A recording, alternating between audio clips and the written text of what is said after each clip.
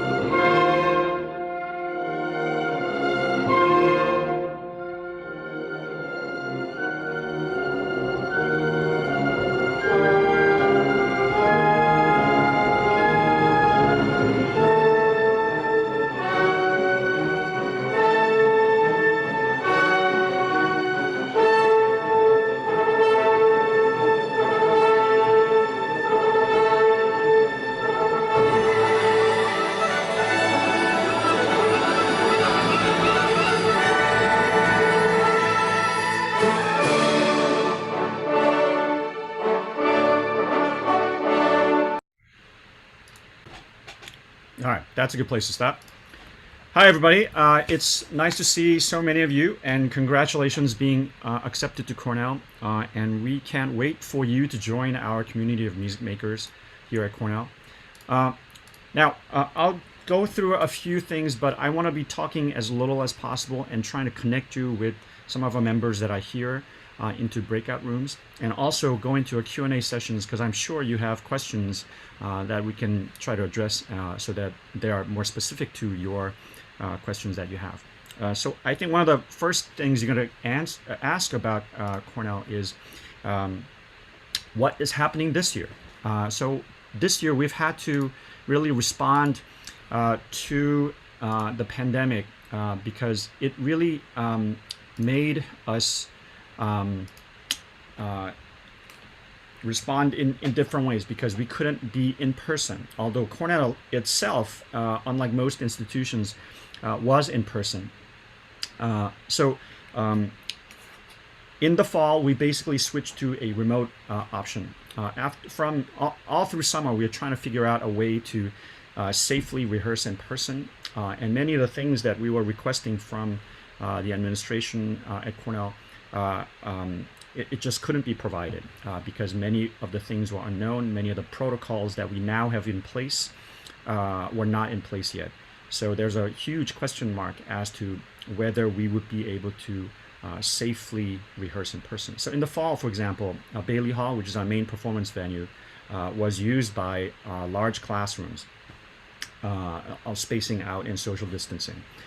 So once we lost that space, it was really difficult to find places where we could safely rehearse with 100 people.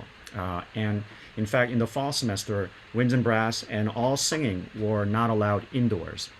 So there were very few places on campus where we could have a 100-piece orchestra safely distancing. So the other option was to rehearse in Lincoln Hall in our regular B20 rehearsal hall, but with 18 people or 20 people. So at Cornell, we have two orchestras. One that's Cornell Symphony is usually about 90 people. Chamber orchestra is usually about 25, 26 people. So it became a matter of, okay, well, how do we decide who those 20 people will be who will be allowed to rehearse in person? So rather than make that very awful decision of including some people and excluding some people, I made the decision to go all online. So all of our activities in what we did in orchestra was remote learning. So we had an amazing array of speakers talking about a number of different issues.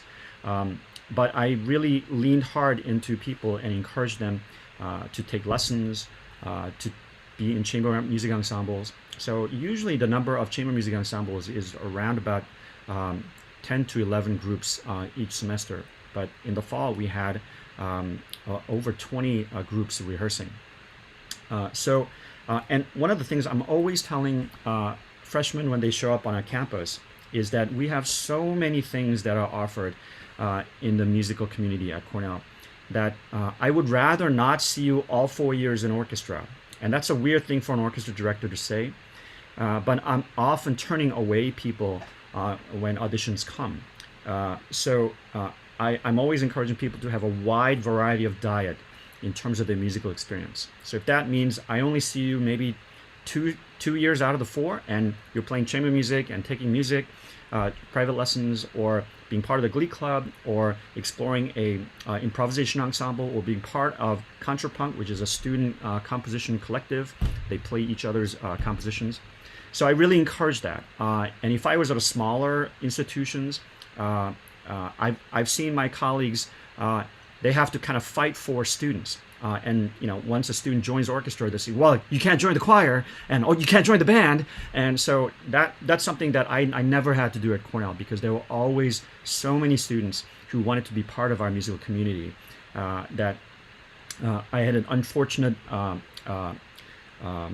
task of turning people away, especially if you played flute or clarinet or cello or violin, one of those very instruments with a lot of instruments. So for example, just for violin, we usually have 2 days of auditions in orientation week.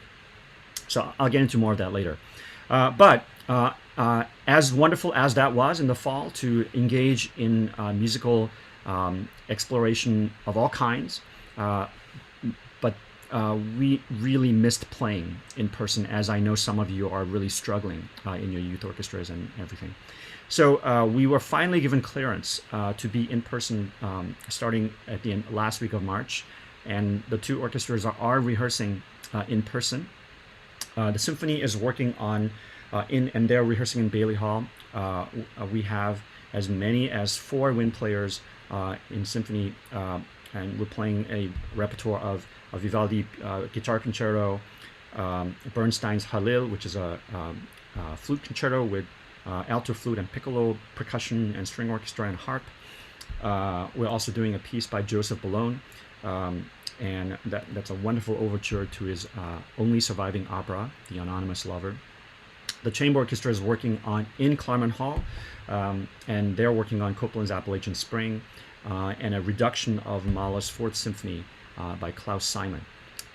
And both orchestras have just finished recording Florence Price's Adoration, which I arranged for string orchestra. I was hoping to broadcast that, but the damn video is 2 gigabytes and it's still rendering. So I will post that on our website. In fact, you'll be able to catch that performance on April 19. There's a Cornell-wide event, and I'll send out the link to that. So it'll begin with the Cornell orchestras playing Florence Price's Adoration. And we recorded the audio and video separately. So the audio, we recorded both orchestras, and Aiden, who's on the call right now, put the audios together. And then we have 3 drone pilots, Lindsay and Eric, who's a friend of one of the orchestra members, and a kid named Ian flew the drone's footage. So then we fused the videos together. So that video is currently rendering and will be uploaded and will be available for the April 19th Cornell-wide event as a opening event, opening music. Okay. I think I'm going to let all the other information be answered either through breakout rooms. So I'm going to put you into breakout rooms, and I'm not sure how many, we have 33. So, and let me just go to the gallery view just to see how many. So we have Alyssa, who's a violinist. And Cornell students, if you could put by your name what instrument and your major, so our students, accepted students, can find you. So Alyssa is a violinist, and Aiden is a cellist, and Tim, did Tim leave? I'm right here, Chris. Oh, there you are. And Tim is an oboist. So, and Tanvi is a violinist. And who else is here that's Cornell? I Okay, think we have like so half a dozen. yeah. So if you would, I'm gonna send you the breakout rooms. So Alyssa, let's let you be room one. Tanvi, you're room two. So room one and two are violins. Aiden, you'll be room three. So room three will be cello. Tim, you'll be room four. Your oboe. Uh, and I'll stay in the main room. So if you have questions, stay in the main room. Okay. So you can go to 1, 2 for violin, 3 for cello, and 4 for oboe. All right. I I'll could probably send. do all winds and brass, I guess, Chris. Sure. Yeah. Since that's easier. Okay. So you can self-assign yourself to those rooms.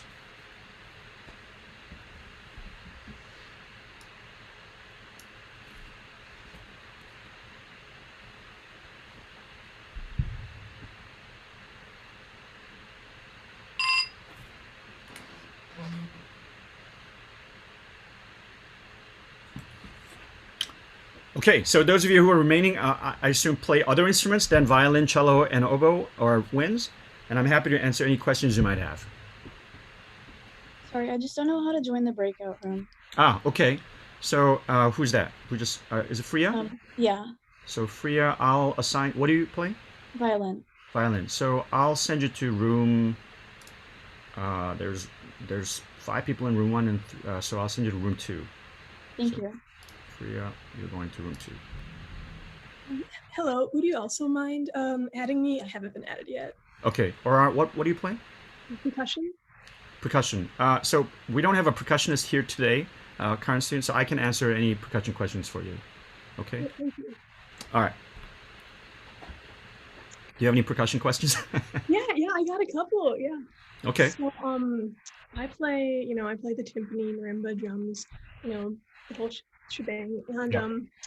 what kind of, is it more of like a timpani focused orchestra? Like what kind of parts do you typically So have? it depends.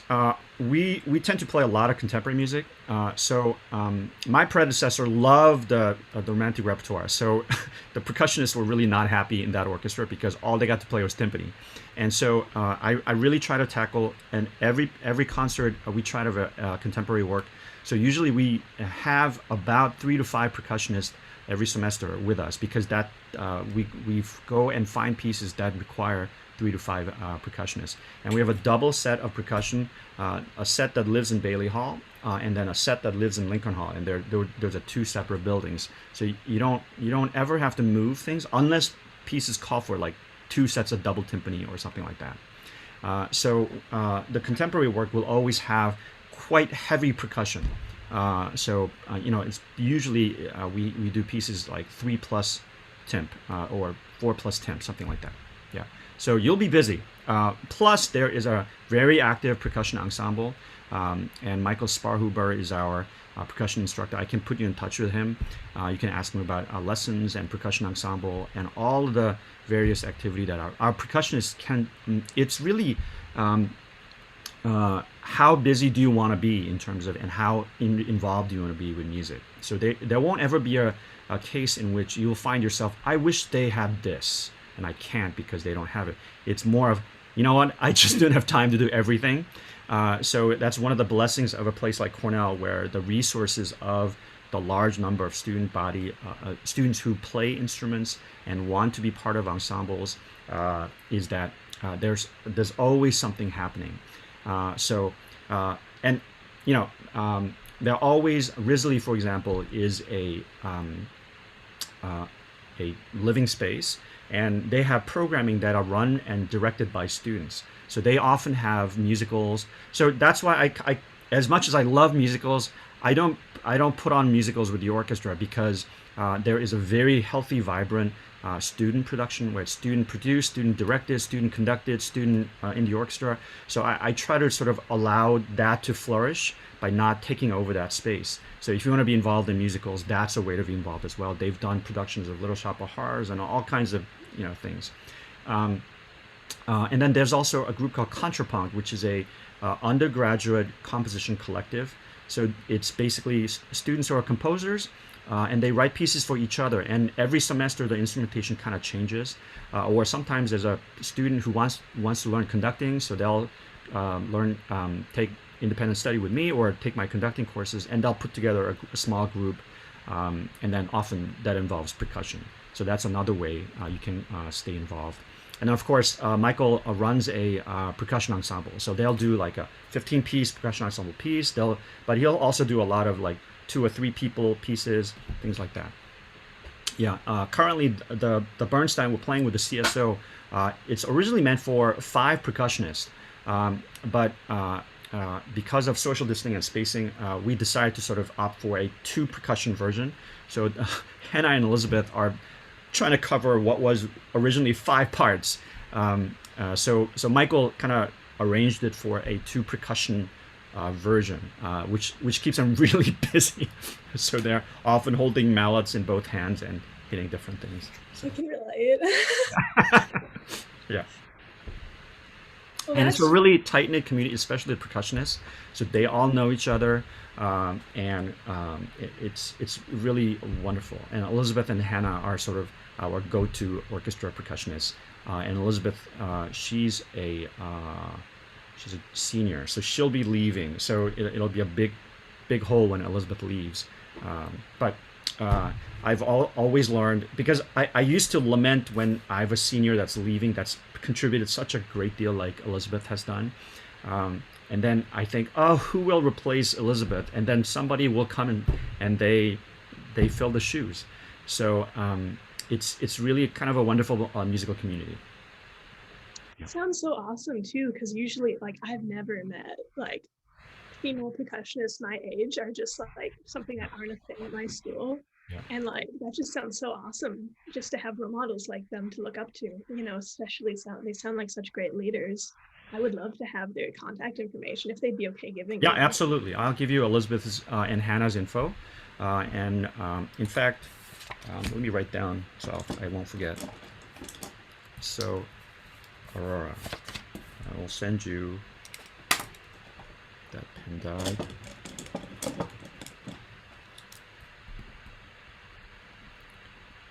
Send percussion info. What's your email? Can you Cornell just one? put it in the chat, or email me your just send me a short email. Remind me that you play percussion and want to get in touch with Elizabeth and Michael, and I'll send you their info. And so that sounds awesome that orchestra, it's not the eternal rest. Well, you still have to count rest. It's an orchestra, so Yeah, of course. Well, that's awesome news, because that's something I was really worried about, was it would be more of that. So that's really optimistic. What's like the audition process like? How competitive is it? What are the requirements? So we hold auditions during pretty much orientation week, but we basically start the Sunday before classes start, and we kind of go a couple days into the first day of classes. So I think this fall, first day of classes is Wednesday or Tuesday or Wednesday. I can't remember which day it is, but basically we'll start that Sunday night. And usually what I do is Sunday, Monday is like winds and brass and percussion. And then Tuesday is all the lower, usually bass and viola. Wednesday is cellos. And then Thursday and Friday are violins. So by the time, because you'll be going with the winds on the first 2 days. So you'll know what the assignment is, because, and I try to coordinate with our band director so that the students who are auditioning for both know which one they've gotten into, and they can sort of choose, right? So, because in terms of percussionists, what happens is the top percussionist often auditions for both, and they get into both, and they're sort of put in a position of, okay, well, I got to decide whether I want to play in this group or that group. And in terms of the choice, that's really up to you. It's not. We both believe in students being allowed to make choices, right? Because I think when I first came here, it was the band director and orchestra director sort of sat down and they just decided who's going to be in what group. And I feel like that's okay if it's a conservatory or school of music. But I think in our environment where 98% of the students are non-music majors, and it should be up to them what experience they want to have. So if a percussionist really wants the band experience, they shouldn't be forced to play in the orchestra, and vice versa. Because I would rather have people who really wants to be in a course or ensemble rather than somebody who's been forced to put into a group. I'm really not a believer of that, because that's sort of bad for everybody. So that'll happen orientation week, and the assignments for the winds and brass and percussion goes out pretty much the day after they've auditioned. Okay, so because I'm trying to allow for students who've auditioned for both groups to figure out what they want to do, right? And then the string results are posted on the Saturday after their auditions, and then we usually have a sort of a picnic on Sunday, have everybody meet and pick up the music, and then the Monday after that we start our rehearsals. And are the rehearsals like daily? No, so there are two orchestras. Hi, Zachary. I see your hand, so I'll get to you in a second. We have two rehearsals. So the symphony, which is the big group, meets on Monday, Wednesdays. And so we have a short day and a long day. Monday is the short day. We start at 4:45 and go till 6:25. So not quite 2 hours. But we don't take a break on that on Mondays. And then Wednesday is a 2-hour rehearsal day starting at 4:45 to 6:45. But we take a 10-minute break, and usually somebody brings snacks and we try to get to know each other. Yeah. And then that's the symphony. And then chamber orchestra rehearses Tuesday and Thursdays. Tuesday is a short day, 4:45 to 6:15, no break. And then Thursday is a long day, 4:45 to 6:45 with a break. All right. Zach, you had a question. Yep. So could you elaborate on the difference between CSO and CCO? Sure. It's pretty much, so I'm sure I'll address this again when everybody comes back from the breakout room. But and I'm going to broadcast back in 2 minutes because we're going to start the similar questions. In the past, it's been size and repertoire, okay? Because what we wanted to do is provide an experience that's varied, rather than having two different orchestras that are just different because of schedule or ability. I wasn't really interested in that kind of categorization. So one group basically became the winds and brass percussion symphonic group. So it was numbering about 90 to 95 people, depending on the year. And we tackle a Mahler symphony or a contemporary work by one of our own composers, either it be a student or faculty member. And so it's a big orchestra, right? So some people want that experience. They want to play the Mahler symphony. They want to play a Tchaikovsky symphony. They want to play a contemporary work that's by a student composer or faculty. But it's a big piece, right? Chamber orchestra is usually just strings, and we limit the size to about 8, 8, 6, 5, 1, maybe 2 basses. So 8 first violin, 8 second violins, 6 violas, 5 cellos, 1 or 2 basses. So it's basically a string orchestra setup, and we tackle repertoire that's really intimate. We often do pieces that's done without conductor. So I take the word chamber orchestra and the chamber part of chamber orchestra very seriously in that part. So in that group, it's usually the bond is much stronger. Everybody knows everybody's name, and they often go to dinner together afterwards. And because you're in it's a small group, so there's no way to really hide, right? In symphony, if you're gonna if you're second violin in a section of 18 second violins, it's kind of hard to be known to everybody, right? It's hard to even like know everybody's name. Although the spicy seconds are really good at doing things together, going to dinners together, and really getting to know everybody's name. But in a group of 95 people, it's really impossible to get to know everybody. And so some people, for whom the music, what repertoire it is, that's more important. They want that. But for some people, they want that intimate experience. They really want to get to know everybody in the chamber orchestra. They want that, right? And almost everybody never stays in one group. They kind of go back and forth, right? So sometimes we'll do a tour, and the tour rep is because we're collaborating with our orchestra in Taiwan, and we're doing Malo 1. So obviously, it's going to be easier for you if you don't have to take the extra time to learn Malo 1 outside of orchestra. Where if you're in chamber orchestra, you're welcome to come on tour, but you got to basically learn the Malo 1 on your own. Whereas in symphony, we'll have played the piece in concert in November and then go on tour in January. So when that happens, even people who used to be in chamber orchestra, well, this fall I'm going to be in the big group, that kind of thing. And then sometimes you have classes where you have a direct conflict, right? Although it's supposed to be a 4:30, 7:30 protected time slot, sometimes you have a commitment that you have to be in. So then schedule makes somebody choose a different group. All right, I'm going to close the breakout rooms and then bring back everybody back because I'll probably end up saying these again. Okay. All right.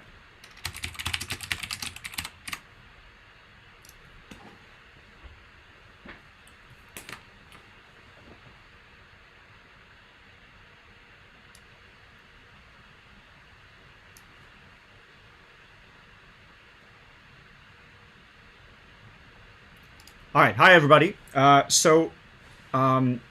What we would like to do now is I'm pretty sure, and I wish I could have heard all of the different questions, but if you have questions, you can put in the chat or use the raise your hand function, and then I'll try to address as many questions as I can. All right. So I had an opportunity to talk to Aurora and Zachary. So one of the things we talked about was the difference between CSO and CCO. And basically, in the past, it's been size and repertoire. So CSO was the big group, 95 people. We would play a Mahler symphony, contemporary work. Chamber orchestra is a much more intimate experience, 25, 26 string players, and all the great string orchestra repertoire that we can explore in that setting. And often we do pieces without conductor. But coming in the fall, we will be in person. They've made that clear. Cornell has made that clear. But in terms of whether we can go back to the days of playing a Mahler symphony with 95 people in Bailey Hall, that's probably not going to be in the cards. So it's more going to be basically two chamber orchestras. We'll still have to practice social distancing. We'll be limited to a certain number of wind and brass players indoors. Currently, we are working with the model of we have 4 wind players in symphony and we have 5 in the chamber orchestra. So it'll be a similar kind of social distancing setting where we won't be able to have a 95-piece symphony, but maybe up to 30, 35 might be the number rehearsing in Bailey Hall. All right, I'm ready for questions. Okay, so I'm scrolling the chat. Tim, can you help moderate a little bit?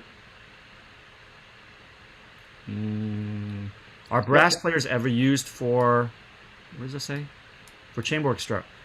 Depends on the repertoire. So one year, I explored middle Haydn symphonies.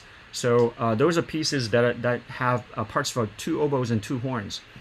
So we did a whole series, 44, 45, 46, 47, 48, 49, and we had a wonderful time learning those symphonies.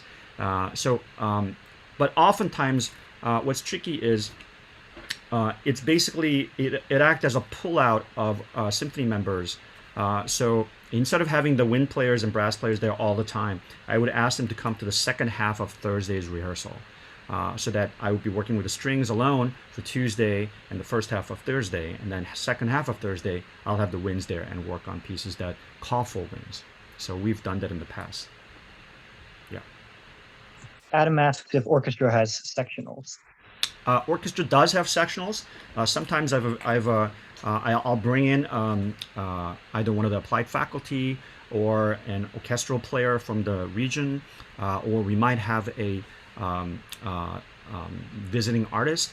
Then I'll ask them to do a sectional with a section. So what's nice about rehearsing in Lincoln Hall is we have the large rehearsal hall B21, but we also have B20 right across the hallway. So oftentimes what I've done is, hey, second violinist, can you work on that passage and come back in half an hour or something like that. So I've done sectionals in that form. Yeah. But in terms of sectionals outside of the regular rehearsal time slots, that's more, that's rare. We've done it in the past very rarely. So for example, when Wynton Marsalis was here, and we had this fiendishly difficult blues symphony to prepare, we did have to call some extra string sectionals because the music was so difficult, and we knew that if we didn't have call for extra time, we weren't going to make it. But that was like once in a 7 or 8 year event. So, okay. I will add that sometimes depending on the piece, for example, we did Brahms 3, all the wind players agreed with the conductor. We wanted to do a section because of the balance. We want to get the balance. So we came in early before the dress rehearsal day, or sometimes you might want to get together with, the concertmaster and the second violinist, say, or me and the principal flautist, we got together and we worked on our balance. So often you might go off with another person you have a solo with to do sectionals on your own, but it's not officially through the orchestra. I wanted to just put that out there. Yeah. Richard asks, are there facilities for renting an instrument at or around Cornell or the Ithaca area if it's inconvenient to bring your own from home? Which instrument? He plays cello. Cello. Okay. So there is a really wonderful luthier in town. His name is Dylan Race. And if you look up Dylan Race Orchestral Strings, he has a wonderful shop that I often will direct students to rent instruments from. So that may be an option if you don't want to buy a plane ticket for your cello. But you'll have to email me and I'll send you his contact info, and then ask him sooner rather than later. If you start to asking now, then he'll get one ready for you, and that might be a good option for you. In terms of cello, there aren't too many instruments that you can borrow from the Cornell collection. We do have one cello that's been donated, but that's often used by somebody who's taking part in the chamber music program. So we don't have cellos that are owned by the orchestra.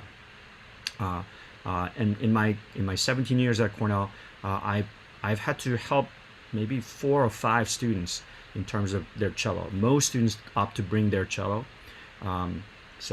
But there is resources in town if you need to rent a cello locally.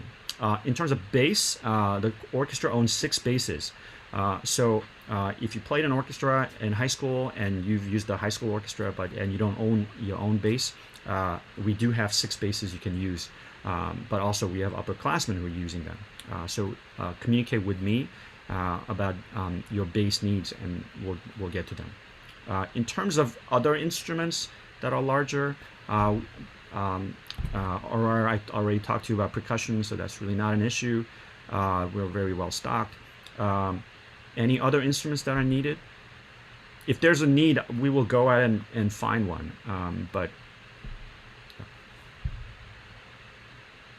Okay, for that, looks like there's no one else with a question. There's 2 related questions from Lily and Harim about, first, how many orchestra concerts are there per semester, and are there any events that we perform for?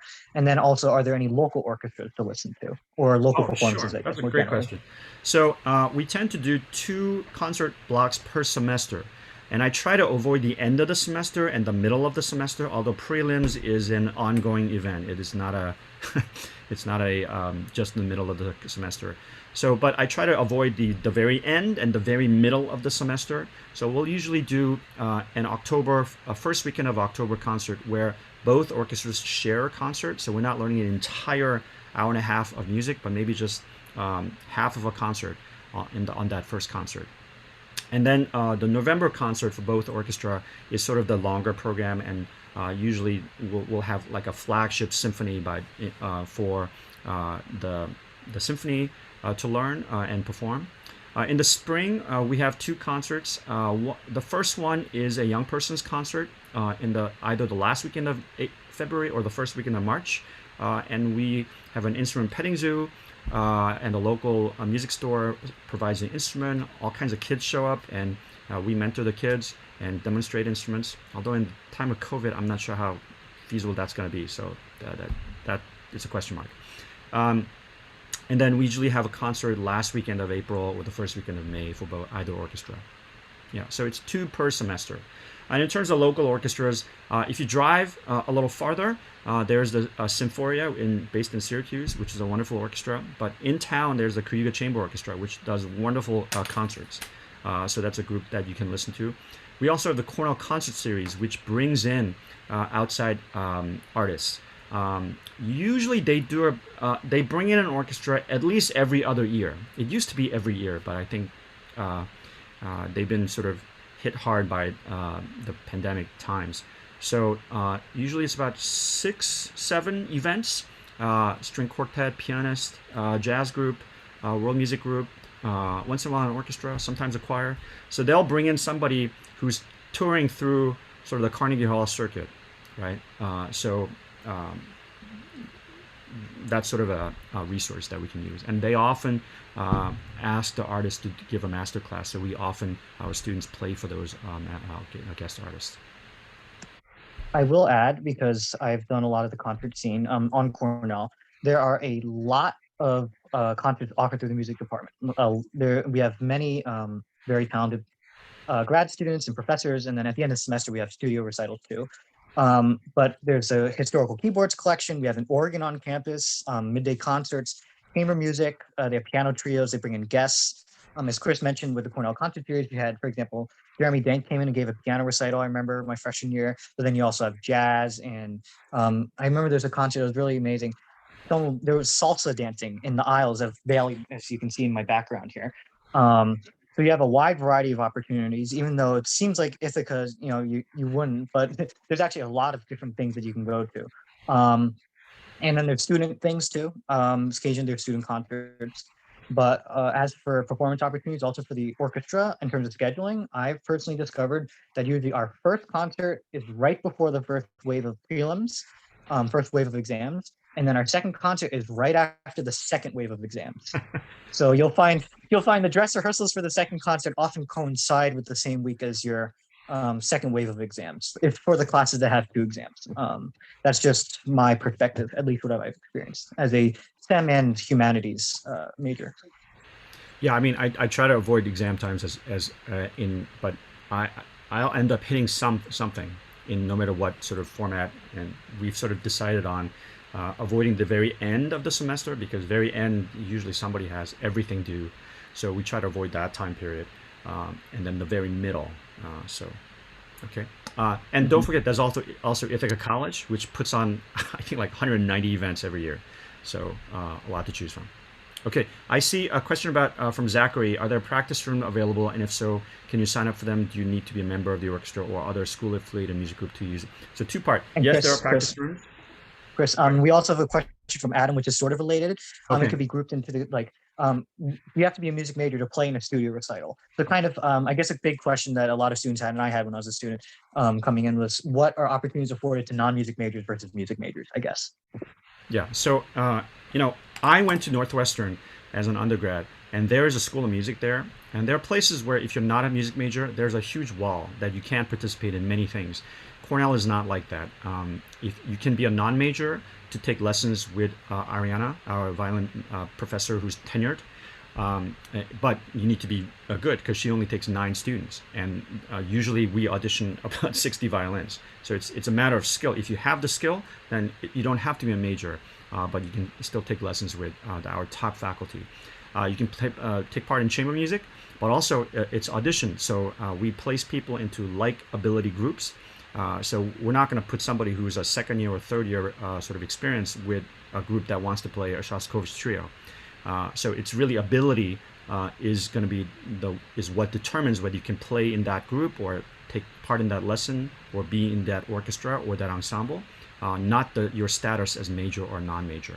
In terms of the practice rooms, we do have a stipulation that you should be participating somehow in the music department offerings, either a member of an orchestra or taking lessons with an approved faculty or part of a chamber music group. Because we can't possibly expect it to open up the practice rooms to the entire campus of 20,000 students. So that is a restriction, right? But it is not a restriction on whether you are a major or not. It's whether you're participating. Okay. There's a double major question. Sean asks, double major in both music and another academic field. So how does it work? How is the course load like? Okay, you can do it, but Cornell is a pressure cooker. And Tim, you're a double major, and there are certain personality who thrive under those conditions. And I was one of those, but I also missed out on a lot of great conversation, great friendships, because I was constantly jumping through hoops of 2 programs. Actually, I was a triple major. Don't tell anybody that. But because I was a triple major, I had to jump through hoops of 3 different advisors and major requirements, taking all kinds of courses I had no interest in whatsoever, right? So do yourselves a favor. Pick one and take all the courses you want to take, because you will have the freedom to do so. But if you have 2 majors, then you'll have to jump through hoops and have less time for fun things like orchestra. So that partly my self-interest, but it's been my experience. Listen, the next 4 years is not the time where you're supposed to build a skill and use Cornell like it's a DeVry Institute and get a degree that's going to guarantee your job. That's all your parents, everybody's around you saying, you got to do something practical. No, not practical. Do something you're going to be passionate about, that you love, that you're going to be able to go to that class in minus 20 degrees weather because you want to hear that next lecture, because you're so passionate about that subject. Find what that is. Take the 2 years, your freshman, sophomore year, to explore. Take courses. I ask upperclassmen, hey, who was the best professor? I don't care what the field is. I just want to know who was your favorite professor. Get that advice, take that course, and explore as widely as possible. And hopefully by the time you get through 3 semesters, you'll start to have an idea about, you know what, I'm leaning towards this major, because that's really triggering all kinds of senses. I can't stop thinking about it. And that becomes your passion, right?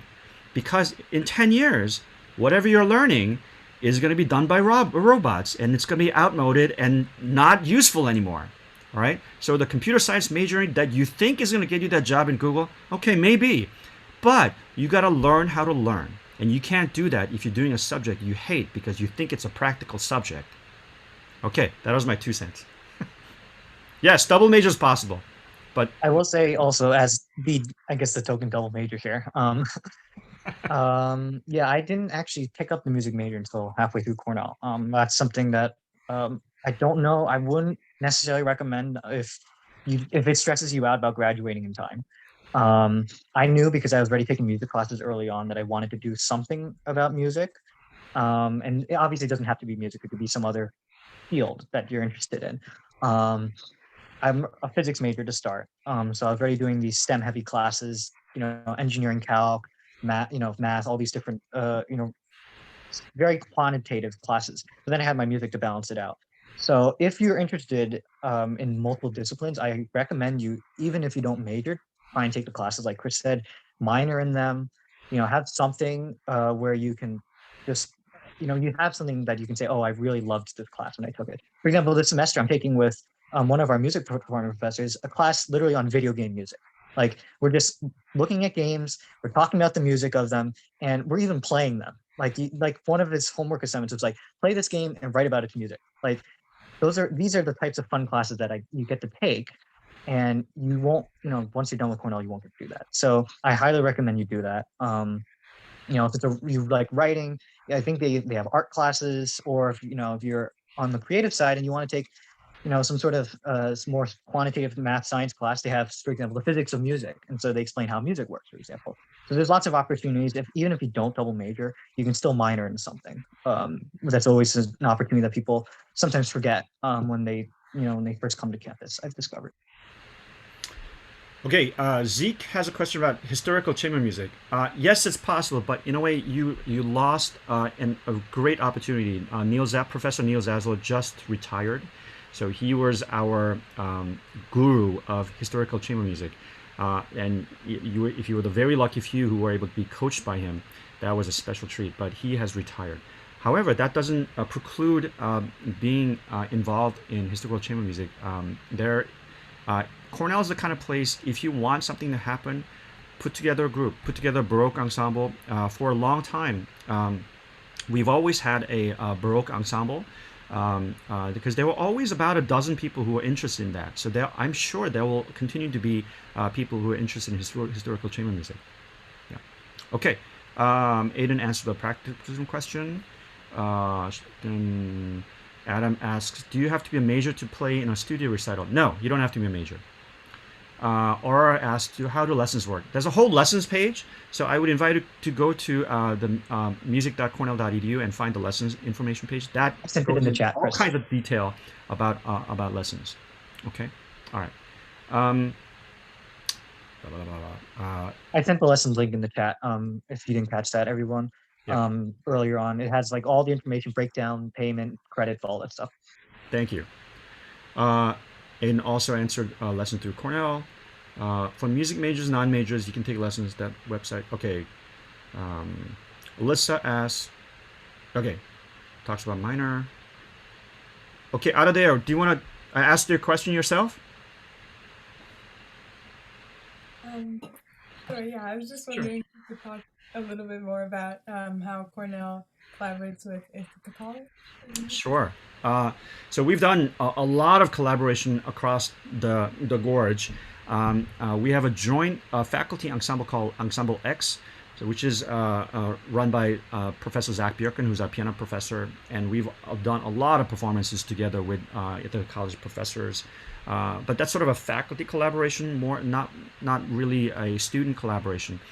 We've also had students who've sort of taken lessons with Ithaca College professors. That I have to be honest, that's really tricky and a lot of hoops you have to jump through. So first of all, Ithaca College professors, their studios tend to be pretty full. So oftentimes they're unwilling to take on another Cornell student, right? But there is an exchange program but you still have to pay them and all that. So Aria, who's a bassoonist that plays in the band and the orchestra currently, is taking lessons with the Ithaca College professor. So it is possible. It's just that if you don't have a car, logistics is kind of a nightmare because there is a bus that goes there, but what should be a 15-minute drive ends up taking about 45, 50 minutes.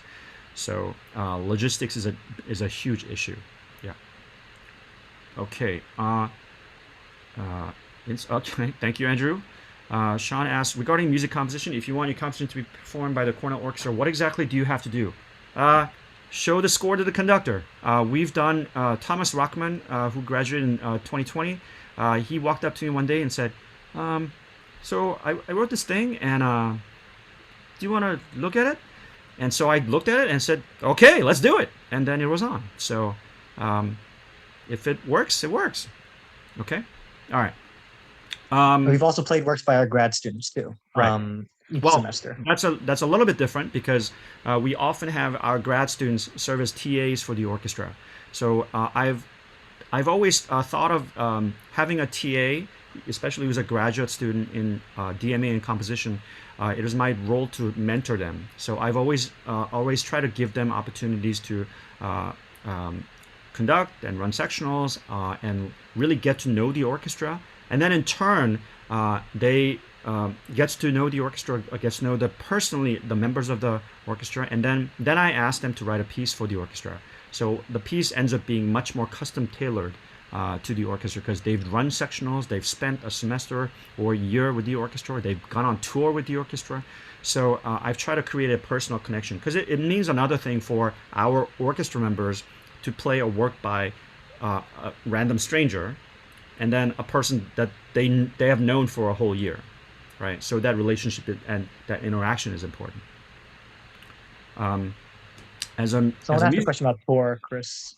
yeah, Orchestra's traveling, so maybe you could talk a little bit about, how we've done tours in the past and stuff like that. sure.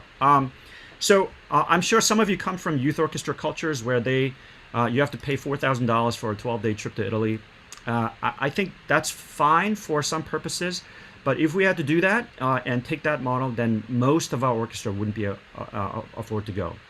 So rather than exclude 60-70% of the orchestra, what we've tried to do is have a model in which we basically do the work of a tour company. All right. So the students, we form a tour committee, and that's made up of students. And the students have to research the place we're going to go to. They have to execute the logistics. They have to fundraise. For Taiwan, our tour budget was $120,000, and our tour committee, with the help of alumni and donors, raised about $75,000. Almost everybody received some form of financial aid. The ticket for 89 students and 3 faculty members, the cost per student that we paid out to airlines and our charter bus companies and restaurants and all of that was about $2,200 per person. And I think the average price that the students paid was somewhere between $600 to $1,200. And there were a couple. It was about 1,000, Chris. Yeah, about 1,000. Yeah. And so, and we try to have fundraising activities. So conceptually, you should be able to raise the money if you took part in every fundraiser. But of course, they're usually too busy to take part in every fundraiser. But we try to have that pathway as well. Yeah. We always try to find a collaborative partner. That's really important. Rather than seeing a 4 or 5 cities from a tour bus, our philosophy is we go to that city and we live there like a local. We eat in the same restaurants that our collaborative partners eat.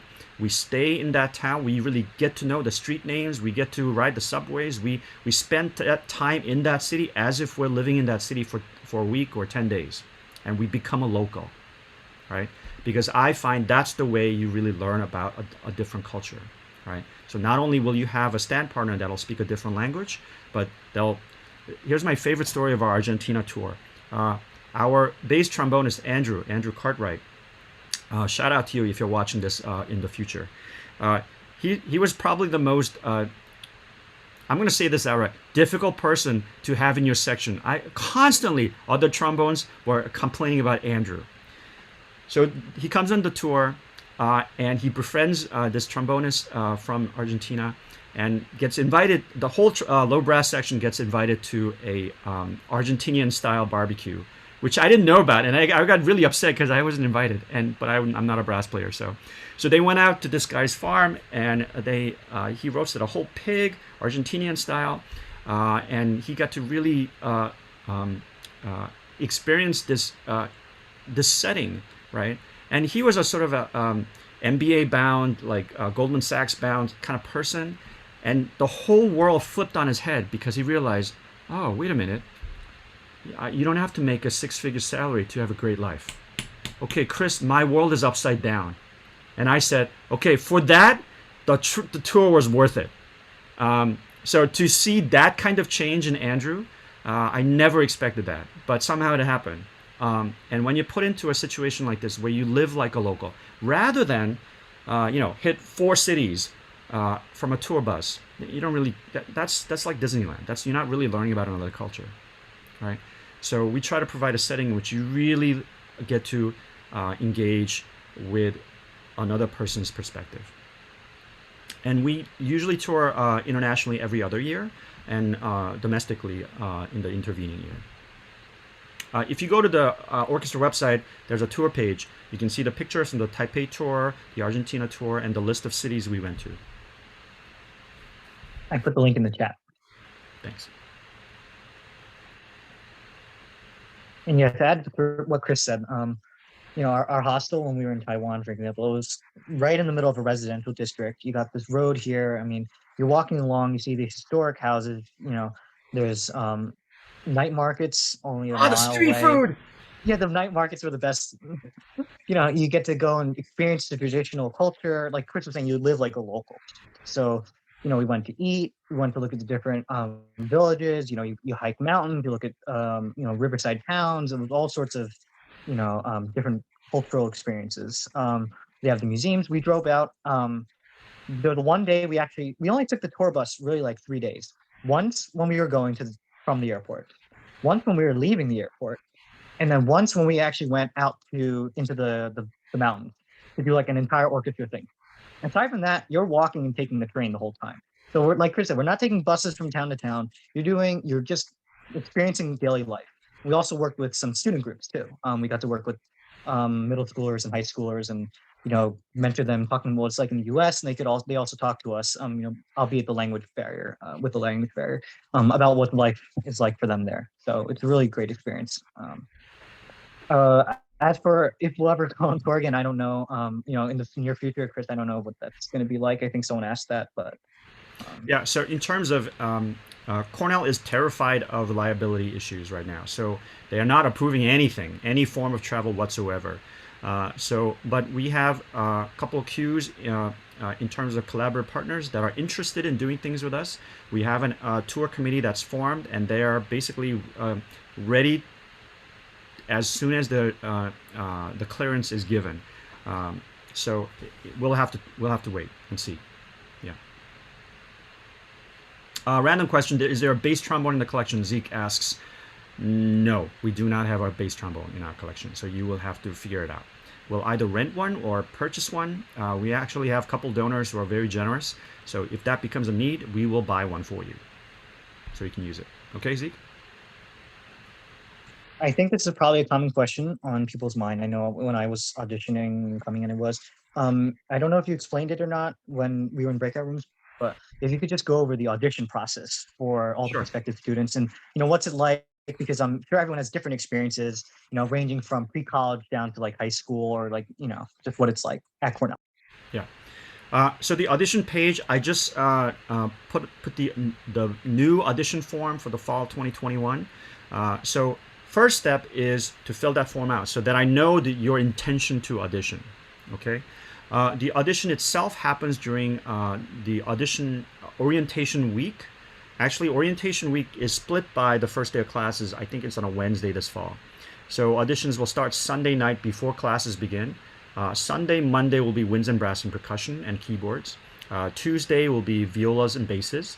Wednesday will be cellos, and I think that's the first day class. And then Thursday and Friday will be violins, and that'll be like 60 or 70. So one year we had 92 violins, which that's a lot of violins.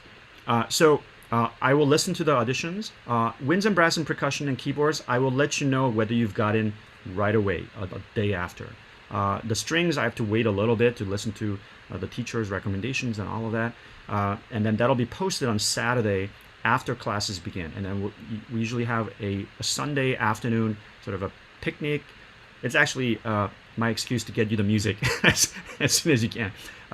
So it's sort of a librarian and librarian's hell, but we have a sort of a get-together picnic on that Sunday, and then Monday and Tuesday we begin our first rehearsals. In terms of what are you auditioning on, we will post what the excerpts will be drawn from on July 1st.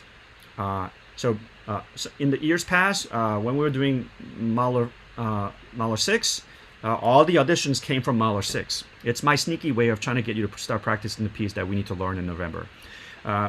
So that's sort of posted. All you know is, okay, this symphony, I have to learn the parts. So you'll start listening to it, but am I learning the whole thing?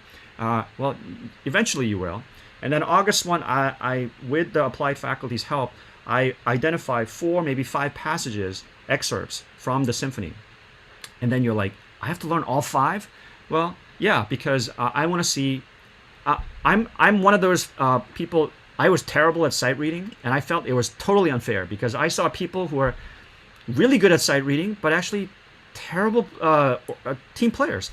So what I do, I find sight reading is really not giving me much information of how this person is going to function. So what I do is I list the 5 excerpts on August 1, and the audition is somewhere August 22, that area. Gives me general idea how you're going to do in a given period when you're given a piece of music to learn on your own. How well can you digest and absorb it? That gives me a lot of data points about how well you're going to be able to survive learning piece of music on your own, maybe without a teacher, maybe with a teacher, whatnot, right? So that gives me a lot of data point. In fact, more data points than your solo piece that you've played since you were 4th grade. Okay, then at the actual audition, you'll have everybody except violins will have 10 minutes to play a scale of your choice, your whatever solo piece you've chosen from the repertoire, a Bach chaconne or a sonata, whatever, right? Not the whole thing, but maybe a page and a half or so. And then I'll ask you to play 2 of the excerpts that's been on the website since August 1, right? And then you play those 2 excerpts, right? Violins, you only get 5 minutes because we do have to get through a lot more violins, right? So it's going to be fast, fast, fast, right? And so that's the audition, okay? Now, I'll tell you right off the bat, if you're a flutist, you'll be like 10 to 1 odds. Clarinet, 8 to 1 odds. Cellist, it'll be 3 to 1 odds. Violins, 100. no, it'll be like 5 to 1 because they'll be like, well, I take 16 first, 16 seconds. Well, this fall, I'm not sure what's going to happen. So 8 first, 8 seconds. So I take 40, no, what's 32? I can't do math, guys. 32 plus 16. 40, 48, 52? Whatever it is. 48. Thank you. All right, 48 seconds. And so on if, that, if actually, there's people have 60, questions. then I have to turn away. Is that 12? Okay, thank you. Yeah, that's All right. That's right. Okay. On that, people have questions about fall 2021 audition videos and how, because it says it's videos. still Yeah, on I the know. website. Okay, hang on. The form is updated. The bottom is not updated. So that is old info. So that'll be updated by June 15th. Okay. The audition piece will definitely be posted by July 1st. Audition info will be updated by June 15th. That's the page you look at for the latest info. Okay. If you play bass, I'm going to take you.